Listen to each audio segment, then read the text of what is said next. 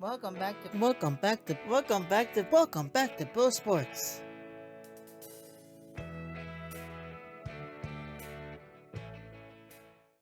Welcome back to Bill Sports.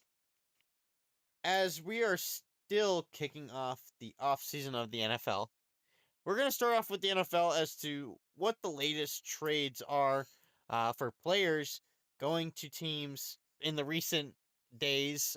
For starters, Michael Pittman Jr. going to the Steelers from the Colts. Very good acquire for the Steelers. Now, although the Steelers currently are questionable with their quarterback as to who it will be, who their starting quarterback will be in the future, this is still a great pickup for a wide receiver position, especially the wide receiver number one position for the Steelers, as they were kind of struggling as to who that would have been moving forward. But Michael Pittman, great wide receiver. I kind of wish that he was on the Packers, but it's okay. It's fine. Jalen Waddle going to the Broncos from the Dolphins, correct? Yeah. And again, that's a great pickup. Broncos have a good quarterback, good everything right now. Yeah. They're a good football team. That's a good grab, especially for what he was costing. He costed for a first round and a couple other picks. Not too bad. Not too bad at all for a guy who will give you a Super Bowl either this year or in the following year. And then finally, Trent McDuffie going from the Kansas City Chiefs over to the LA Rams. And once again, another great grab by the Rams, making that team just as much better as it was last season. And that's really it. That's as much as we have for the recent trades in the teams. And you have any other thoughts for these players? The Broncos are more better now. The Rams and the Steelers. These are good trades for all three teams. All right, perfect. So, Aiden, now that we got the NFL out of the way and we wanted to mention a couple of the recent trades, obviously we have our thoughts about what our teams are doing. The teams, I mean, look, I'm gonna put it this way: the Packers, right now, I'm questionable. I think that they have good pieces now. They've brought in players. They've let players go, and I think right now they're in a good spot. I think the players they got are for right now to be able to get them a Super Bowl. And I think they're going to be a Super Bowl team or a playoff team. It's a lot of question marks with a lot of players, including the coaching staff and a new coordinator for the special teams, yada, yada, yada, this, that, and the third. There's too many question marks for this team that I would say for certain that next season we're going to be a winning record. Yeah. Don't know right now. I would have to see it in the preseason as to how good the team might be. But who knows? What about you, Aiden? What's going on with the 49ers? Oh, you know, they got Mike Evans. All these good weapons. They will be a Super Bowl contender next year. Okay, sure. Yeah, if you want to have your team that high and mighty, that's fine, I guess. I don't want them being in the Super Bowl. No. Please no. I don't want the 49ers there. I want the Packers there. Please and thank you. Anyways, no. So enough with the NFL though, because there isn't right now a lot we could talk about as there's just a lot of question marks for a lot of what's going on in the NFL. We will cover the draft at some point when the draft comes up, but we will be covering that when the time comes. But right now, let's move on to the MLS and what's going on with the New England Revolution as they surprisingly absolutely dominated the heck out of who? Cincinnati.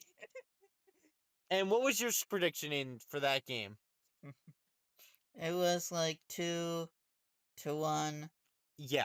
And what did I say last game? I said this is gonna be a game that needs to be a win for them to turn around, change the trajectory of their career, of their season. No, but it was a ridiculous game. Like, I don't know. I've never in my career as a soccer player and as a fan of watching soccer have never, ever seen so many headers. It was 6-1 as the final score. How many, take a guess how many headers were in that game total, Aiden? 4. There was 4 headers. 4. That's unheard of, dude. Like, you guys don't understand just how hard it is to put, let alone one header in the back of the net. But 4 is absolutely unheard of. To my knowledge, I don't think it's ever been the case for any team to do that. Like, that's insane. 4 headers, and they were back to back to back. Yeah. It wasn't like one happened, and then somebody scored, one happened, then somebody scored, and then 2 more happened. No, it was back to back. First half had 3 headers. Following the second half start, another header. And then at the end, they finally scored 2 regular goals. And not to mention, 2 out of those 4 headers was by who? Uh, It wasn't an offensive player. It was decent defensive player. And what's his name? Ceballos. Yeah, or Ceballos, correction. Half of our goals were by the defense. By defensive players. That's insane. Half of our goals was because of our defense. And I'm gonna say it. I really am. And I said this in a post-game video on TikTok about the New England Revolution and how they did that game. Who were the 3 players up front in that game? Who were the 3 strikers that were playing in that game? You want to list them off, Aiden? Terjeman, Carlos Gil, Legoni. That's it. Those 3. I said last episode, they need Langoni and Terjman. And who did they put up front? Langoni, Terjman, and also Carlos Gil. And look what happened. Look what production we had in that game, Aiden. And look what we had in that game. Success. Yes. We had our 3 best offensive players on that field up front. And we resulted in a 6-1 win over Cincinnati. Absolutely wonderful of a game. Sorry, Cincinnati, you had one go on you. So, Yeah. And you want to know what's really funny too, Aiden? I don't know if you remember my reaction. What was my reaction? Tell the fans what my reaction was when Cincinnati first scored the goal. oh my god, I thought we'd go lose, but we did it. You were close. My reaction was, why is our defense letting that ball go through so easily? Because they just let the guy, they let the quick replay start, because they had the ball just at half field when there was a foul, and they quickly passed the ball in. A guy walked right through the middle of our defense and just took a shot, and it went into the back of the net. And that was at the 19th minute mark. And then after that was all 6 goals from New England. I was literally, Aiden, you could tell them, was I not starting to watch my phone as soon as I scored? Because I was like, I'm done with this team. I was so fed up with the fact that New England was just absolutely playing horrible and not scoring. And then all of a sudden, just something clicked in them, and they just scored. Oh, we can't forget. How many assists did Lucas Langoni have in that game? And who was player of the game? The player of the game was Magoni. Yep, it was Langoni. And how many assists did he have? 3. He had 3 assists and was man of the match. I swear to God, if Mitrovic doesn't keep this starting lineup for the next game, then I'm going to literally send an email to the team, even if it doesn't reach anybody, and I'm going to say, what the heck are you guys doing? Because you're not going to change that starting lineup after a 6-1 win. When you had Lucas Langoni, Turgeman, and Carlos Heel up front, and look what happened. There was a 6-1 win. I'm going to keep repeating that. 6-1 with that starting lineup that we had. Not to mention, what new friend or what old face came back to our team, Aiden? The for Fagundes. Fagundes. Mr. Fagundes came back to New England. And it was so exciting when we got that news that Fagundes was coming back to New England. And I was so excited for Fagundes to come back because I actually like Fagundes. I like the way that he plays. He's always on the ball. He's always moving on the field. When he came in on that in the later on in the game, he was producing. It was very subtle, but he was producing because what he did was give that extra energy, and he gave that energy regardless of if he was getting tired or not because of his age, and he's getting up there and he's getting old. He gives the energy for the rest of the team to play even better.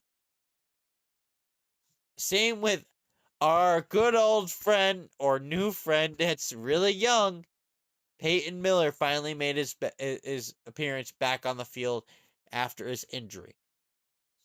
And guess what? And what did Peyton Miller do, Aiden? Score. He scored a goal. First day back. Wasn't even a starter in the game. And he scored the last goal of the game in the 87th minute. Or 89th minute. Either way. What a crazy day. Don't you say? Yes.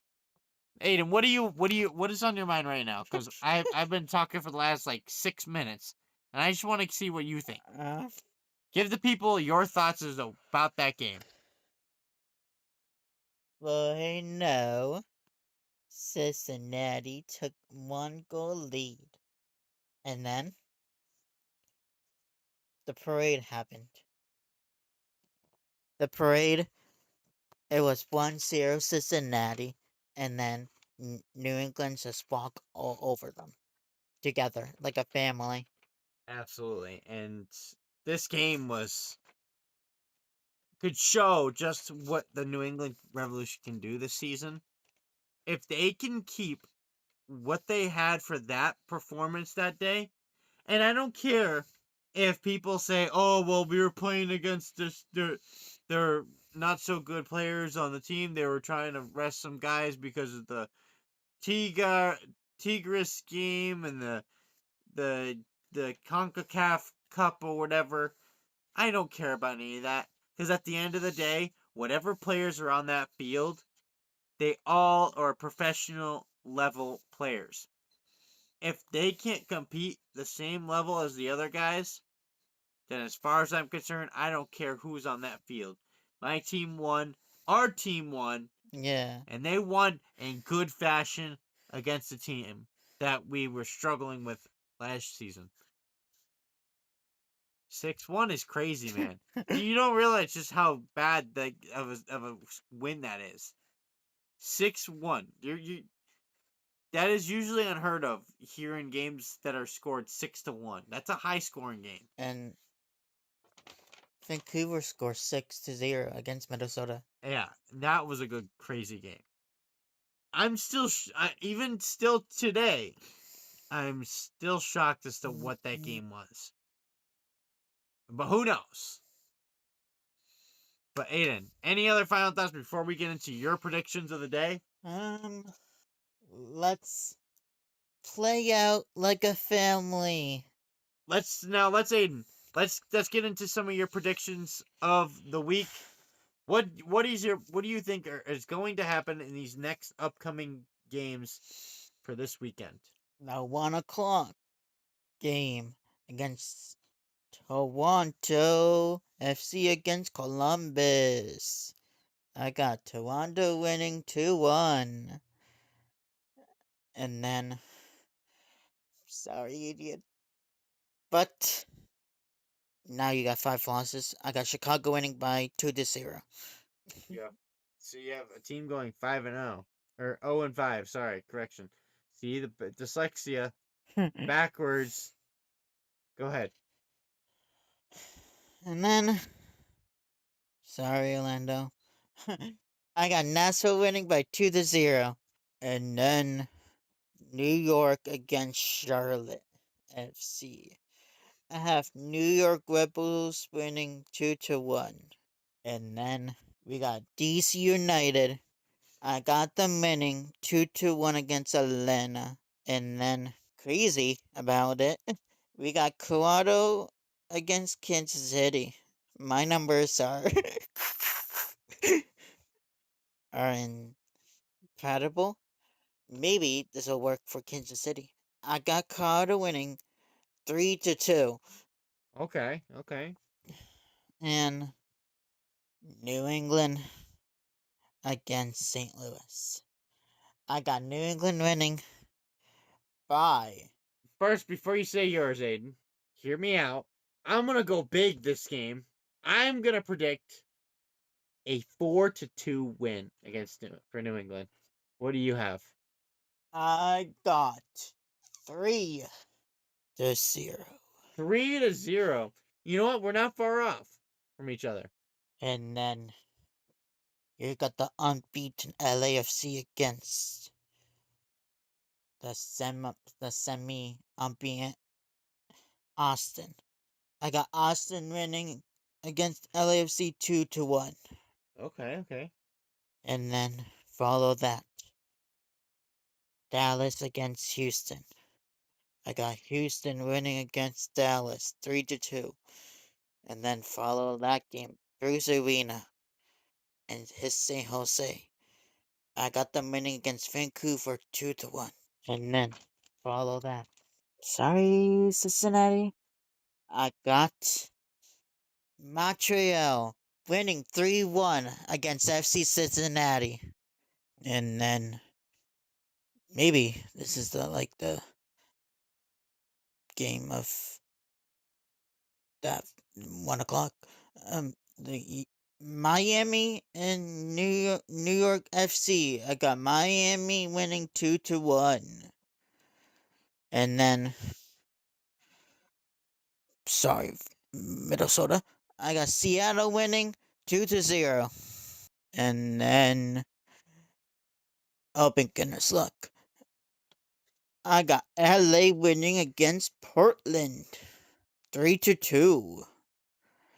And the night of the match is Salt Lake against San Diego. The top, I got Salt Lake winning 2-1. That's all your predictions, Aiden? Yes. All right. Any other final thoughts, Aiden, for the folks listening in on our podcast? Any other final thoughts before we head off? Yes.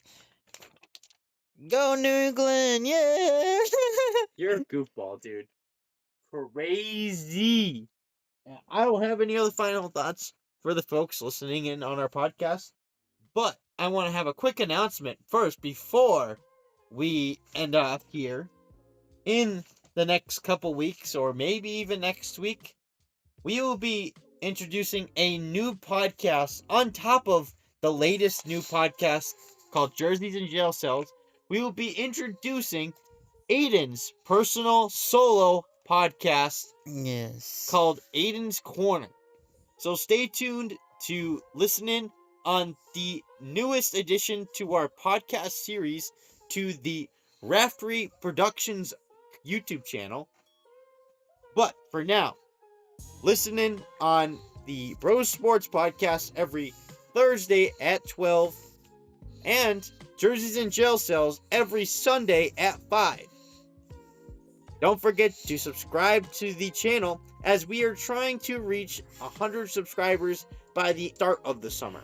If you want to watch my first video, go on that channel. Thank you. But that is all I have for you folks for this week's episode of Bro Sports here on YouTube, TikTok, and all other social medias. I'm your host, Corey Raftery. Aiden host, Aiden Raftery. And we will catch you guys in next week's episode of Bro Sports. Have a good one. And see you next time.